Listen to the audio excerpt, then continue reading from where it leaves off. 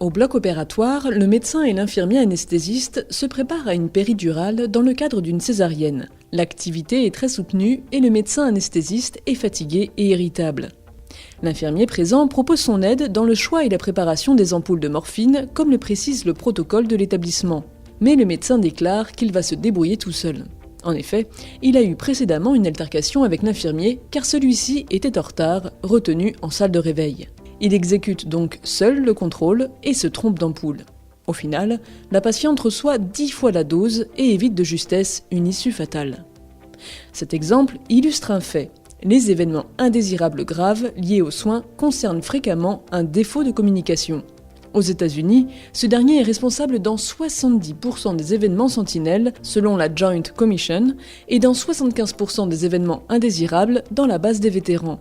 En France, ce chiffre atteint 72% dans la base de l'accréditation des médecins de la HAS qui collecte les événements porteurs de risques.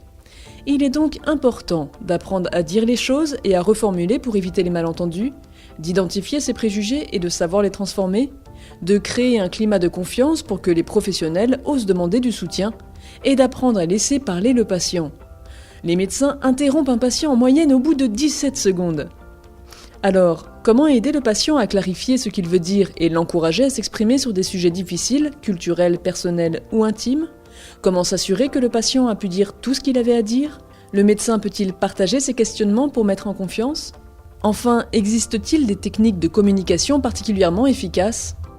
Pour obtenir des réponses à toutes ces questions, rendez-vous le 19 novembre à 17h pour la conférence virtuelle « Communiquer de manière efficace et empathique avec les patients, la communication non violente ».